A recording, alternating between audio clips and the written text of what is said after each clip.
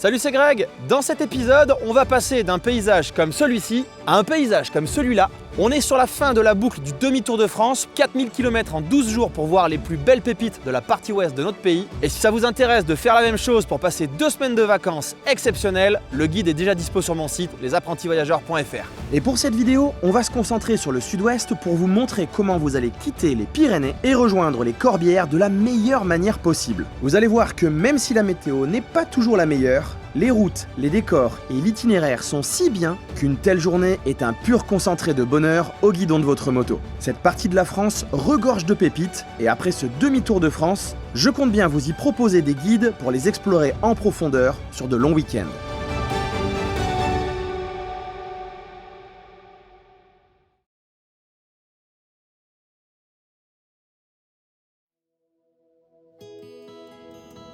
Alors aujourd'hui on a gratté un peu de temps, on est à 15 bornes de la nuit prévue, donc il nous reste 240 bornes, ce qui est pas mal. Il me dit 4h36, ça m'intrigue ça. Ce qui voudrait dire que la journée va être courte, impossible.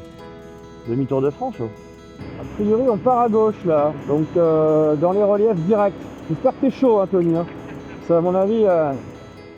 Effectivement, le Tony et son mouton semblent être super chauds. Aujourd'hui, nous fuyons les Pyrénées et leurs grisailles par la petite porte de derrière avec des routes bien sauvages pour rejoindre les Corbières. Mais non, nous ne les fuyons pas, c'est juste qu'on en a déjà énormément profité et que je vous les ai bien assez présentés en vidéo. Alors on va faire un peu de place à d'autres régions qui méritent tout autant. Et le jeu, c'est d'y aller en évitant les grands axes et en prenant les plus petites routes possibles. Petite route de rallye routier, sans frein arrière. On se rappelle, n'oublie pas, touche pas cette pédale, ça sert à rien. Pour ma part, le meilleur frein reste souvent un bon point de vue. Ça marchait pas quand on était jeune, mon Tony, hein. On a vieilli. T'as changé, mon Tony.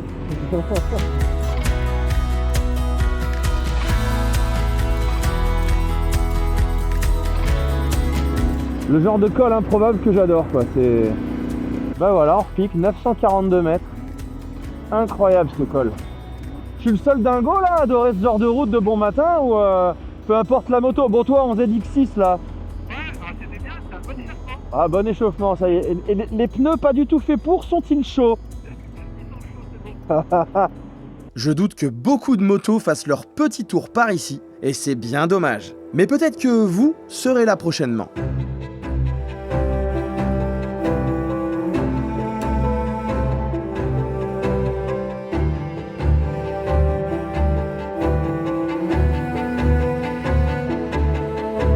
En fait, cette matinée, c'est un peu la matinée du gars grincheux qui a envie de voir personne.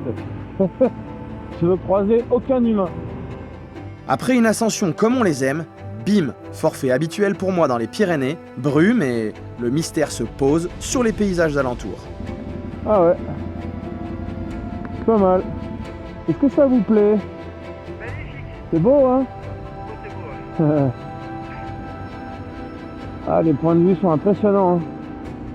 Ce qu'on fait, c'est... on continue, hein? Je dois vous avouer qu'au bout d'un certain nombre d'expériences similaires vécues dans cette zone de France, ça commence légèrement à chatouiller ma limite du ras-le-bol. Col de port, ce qui veut dire col de col. Non visible, merci pour cette information de toute importance. On a encore quelques cols. Ouais, on n'est pas tout de suite échappé vers les Corbières et compagnie, hein. Bon, avec un peu de chance, ça va se lever. Super, quelle vue. Confisquer ce que t'as dans la main. Et en démarrant la descente, Tony s'est vengé. Quand j'ai vu 18%, ça va être marrant avec notre arrière. Ah, et ça y est, ça se moque. Je vais prendre appui sur toi. Je t'ai dit, on va faire comme dans le Grand Turismo 1 quand on était petit, on va prendre appui sur les autres.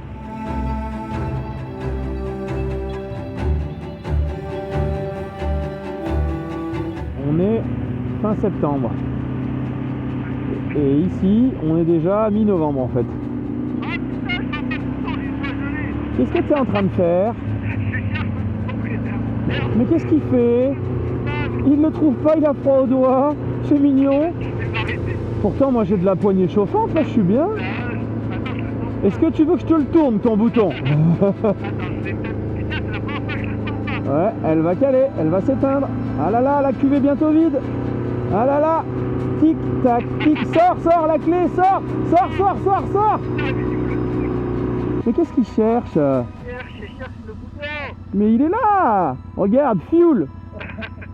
Bah ouais, là, un gros bouton tout rond, quoi. Je sais pas, tourne. Et nous avons continué notre course-poursuite avec les nuages. Je me demande juste comment arriver à vous donner envie de venir rouler ici, car pour les images, le résumé est simple, forêt et brume. Mais en réalité, avec une météo clémente, ça sera plutôt virage, nature, point de vue et surtout plaisir. Après un arrêt ravitaillement, signalé dans mon guide que je vous ai préparé pour faire ce road trip, vous repartirez le long du massif de Saint-Barthélemy pour petit à petit filer vers l'Aude, ce qui signifie encore et toujours des petites routes perdues.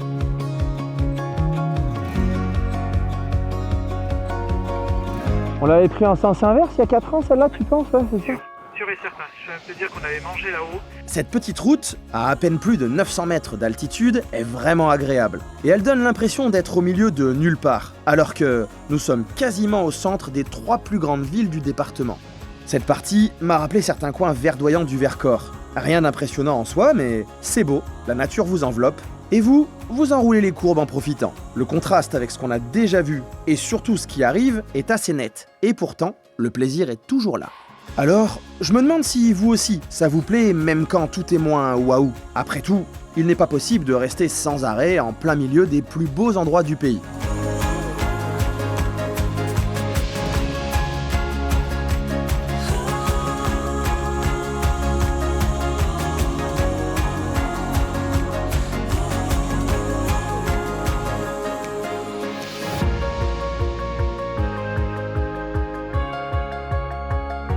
Ce point de vue était notre pause pique-nique de ma première fois dans les Pyrénées il y a 4 ans avec ma 650 Transalp. Mon premier trail. C'était le début de mes vidéos et ça fait quelque chose d'y repenser. J'en profite d'ailleurs pour remercier ceux qui étaient déjà là devant mes vidéos et qui sont toujours là.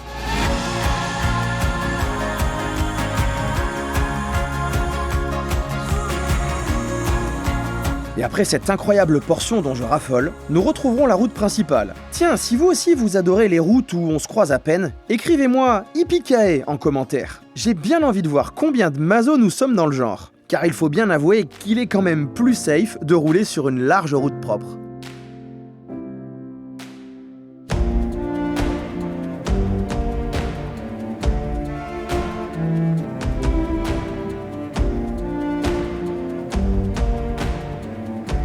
Et c'est à 1400 mètres d'altitude qu'il faudra redescendre en vallée pour une chose très importante en road trip, la bouffe. Et ça tombe bien, il paraît qu'ici, on en trouve de la bonne. T'es en train de manger un truc LC toi là? Ah, tout à fait. On est sur quoi là? C'est un truc d'ici. Ah, un truc d'ici. Petit canard. Petit magret. Tiens, je sais pas si c'est le fait de rouler beaucoup, mais aujourd'hui j'ai l'impression que c'est une toute petite journée. 240. 240 km, ouais. Là on en a fait la moitié et on a l'impression de... Ah oui, de toute façon, même le GPS il nous dit on est arrivé. Après réflexion, je pense que c'est tout simplement car ce matin, les routes étaient fluides et pas spécialement parsemées de points de vue incontournables où s'arrêter. Mais pour autant, pas monotones. Et celle qui vous tend les bras, la dernière en altitude ici avant de quitter définitivement les montagnes, croyez-moi, celle-là, vous ne serez pas près de l'oublier. Et malheureusement pour nous, ma malédiction va nous faire passer du soleil réchauffant à... devinez quoi? Et on vient de se rendre compte qu'en fait, on allait remonter à 2000. Le truc n'arrive pas tous les 4 matins ici. Et que la température a soudainement fait 12 degrés et on s'attend à un 7 là-haut. Moi, je pronostique un 7. Donc on a remis les doublures, les polaires. Le truc que je me dis, c'est que si là-dedans il y a des reliefs et qu'on va à 2000 alors qu'on est à peine à 1003, c'est qu'on va rien voir. Parce qu'on est encore dans les Pyrénées. D'accord? Bon.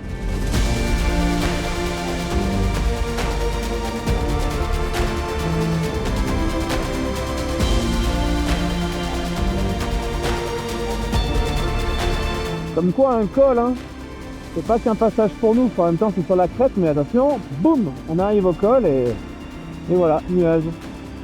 Vraiment, de toute façon c'est la crête, hein, c'est la zone où les nuages ils font allez on y va. On reste pas dans le relief. Alors par contre là, moi je vois rien. S'il y a une vache, c'est cadeau.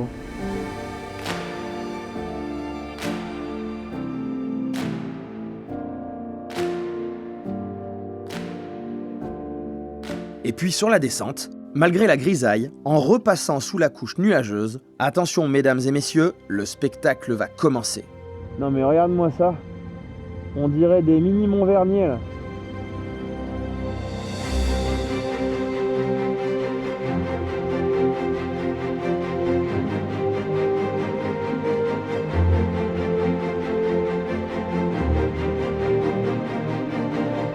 Non mais là aussi c'est un décor de scène du Seigneur des Anneaux quoi. Regarde-moi ça comme c'est trop beau. Le petit mini cours d'eau là. Et les chevaux en liberté. Non mais ça t'embête pas si on se gare là? Je peux goûter un petit peu ou c'est comme les chiens, tu mords si on bouffe dans ta gamelle? Que ce soit par l'environnement, ou les animaux, ou l'ambiance posée par la météo, ce moment était clairement privilégié et nous étions hors du temps pour quelques instants. Et c'est tout le mal que je peux vous souhaiter quand vous passerez par ici. Évite si tu peux de manger quand même, parce qu'on sait pas si Lone Rider c'est horse-proof. Ouais, ça fait un crash test. Reste sur de l'herbe, hein, c'est quand même plus sympathique. C'est quand même plus sympathique. C'est pas simple hein, de quitter un décor pareil, hein. Mais faut quand même qu'on se bouge parce que il nous reste des kilomètres, les châteaux Cathars ils sont pas à côté. Sublime ce dégradé de couleurs là. Même si c'est pas dégagé, une fois de plus, ça donne une ambiance. C'est tellement beau.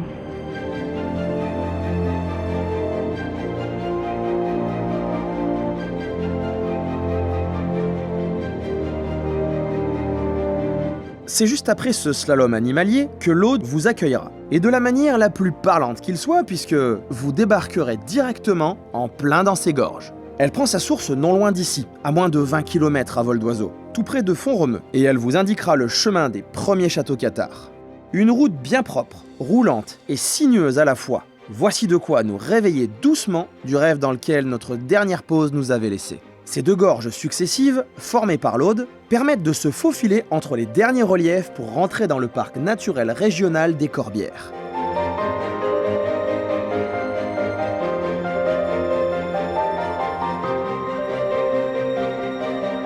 Et là, je vais ouvrir grand les yeux, car il faut que je sache si cette région de France mérite ou non un guide spécifique pour venir passer un week-end à moto.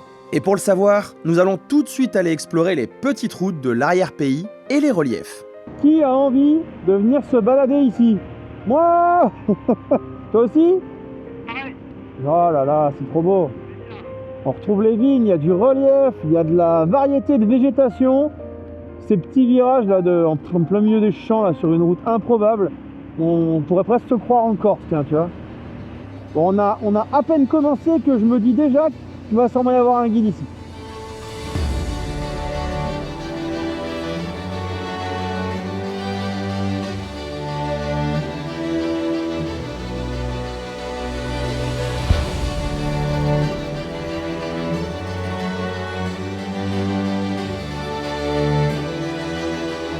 Je crois qu'on est sur une petite pépite locale là encore.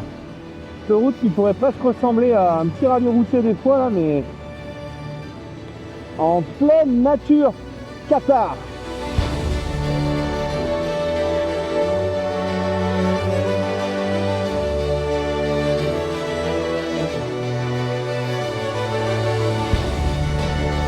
Et quitte à passer par ici, pour terminer le demi-tour de France, autant venir saluer les impressionnantes gorges de Galamus. Un ruban de bitume coincé entre des falaises qui se referment comme un décor taillé au couteau. À peine 3 km suffiront à vous graver un beau souvenir pour un moment.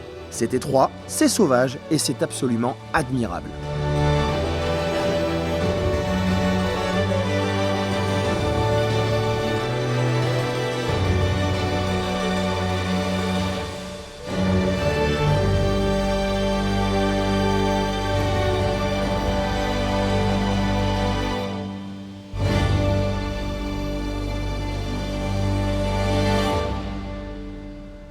C'est enfin une superbe route, avec de beaux panoramas ouverts sur les reliefs environnants, qui vous mènera au premier château cathare que je voulais découvrir. Vous le savez sûrement, en pays cathare et dans les Corbières, il y a des châteaux cathares. Alors on ne peut pas tous les visiter ou tous aller les voir bien évidemment, ça serait trop long. Mais il me semblait important, dans ce demi-tour de France, d'aller en voir quelques-uns, d'avoir un aperçu de ce à quoi ça ressemblait. Et l'avantage des châteaux, c'est que les gars à l'époque, ils les foutaient pas en plaine hein, à l'époque des chevaliers cathares. Non, ils les mettaient en hauteur. et c'est pas Geneviève qui va me contredire, n'est-ce pas? Du coup, ce qui va se passer, c'est que là-haut, on va avoir un point de vue. Enfin, j'espère. Ah, il y a quelques agglos empilés, hein, ils avaient du temps, les gars.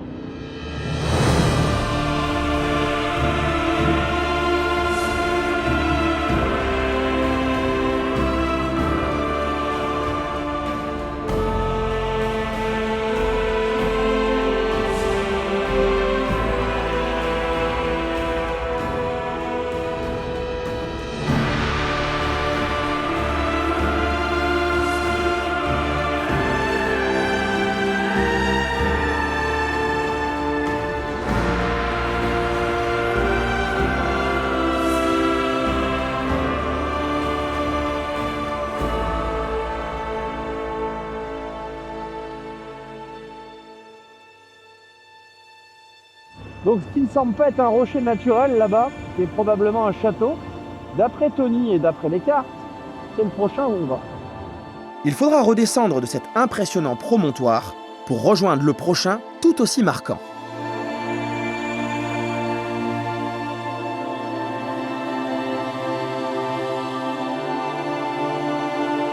C'est sur l'ascension de ce château que Jean-Michel Point de Vue a décidé de refaire son apparition. J'ai dit, t'aurais pas un petit caillou pour moi? Ah, un caillou. Bah y a rien ici, hein. Non, y a pas de... Non, bah tu sais, on n'est pas dans une région à cailloux là. Je vais rester comme ça du coup. Ouais, voilà. Mais coince ta botte dessous sinon. Et ben voilà, tu vois, on trouve des solutions quand on réfléchit. Voilà.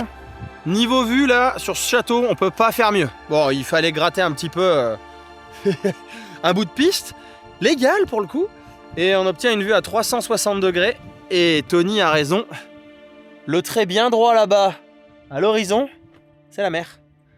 Port-le-Cat est juste derrière cette grosse montagne, mais là, on est d'accord que ça donne une envie d'aller sillonner dans tous les reliefs. Il y a des niveaux, mais à perte de vue, ça ne s'arrête pas. C'est incroyable.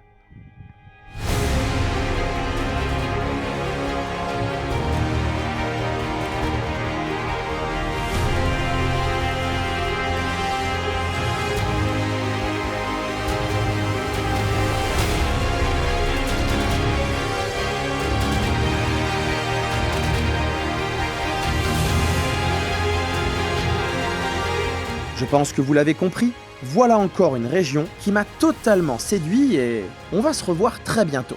Ouh, ça va me plaire la suite là. Ça va me plaire.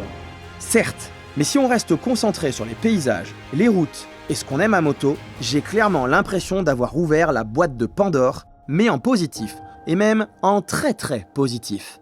Et pour ceux qui sont encore devant la vidéo, si vous avez la même impression que moi, continuons notre petit jeu et inscrivez Pandore en commentaire. Ça m'amuse ce truc. Ça fait à la fois désertique, naturel, brut, et c'est coloré, c'est de la végétation, il y a du relief. C'est parfait. Incroyable. C'est très ouvert, c'est vaste. Cette région est étonnante, n'est-ce pas? Je pense qu'elle est sous-cotée aussi. On n'entend pas tout le temps les mecs qui disent « Oh, j'ai fait un week-end dans les Corbières ». Eh bien, je vais vous préparer un petit guide là-dessus dorénavant. Ce sera un excellent week-end dans les Corbières.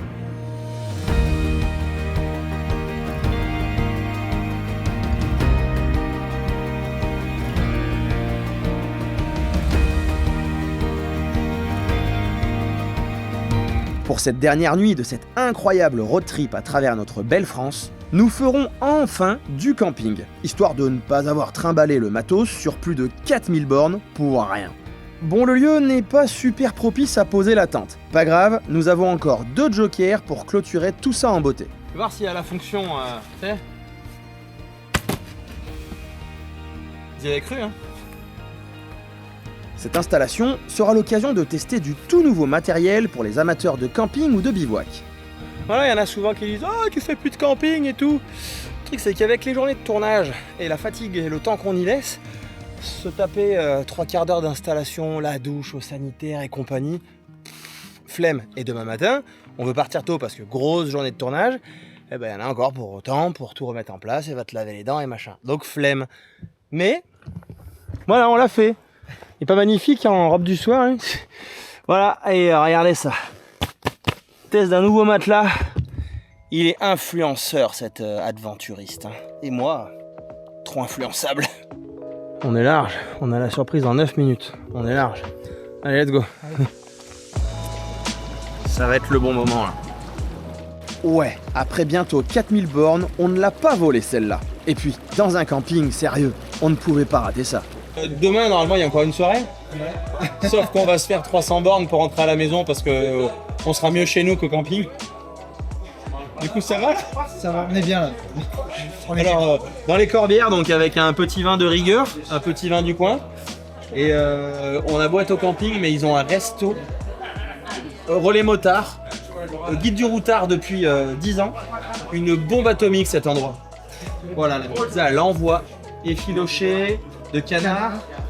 Et là, boulette de viande. Boulettes de viande. Avec. Ah oui, des cœurs de burrata là. C'est ça. Ouais. On se retrouve demain pour la traversée des Corbières. Ça va être comme les pizzas. Vraiment. Faut vraiment aimer ça. Hein. C'est chiant. Et là, tu mets tes habits de nuit, tu vois, ton petit pyjama. Et puis demain matin, tu vas mettre tes petits fringues qui seront tout froids parce que, bah, on est fin septembre. Déjà, il doit faire 10 degrés. Si on n'est pas à plat, parce que du coup, là où on est en ce moment, bah forcément, c'est que des cailloux.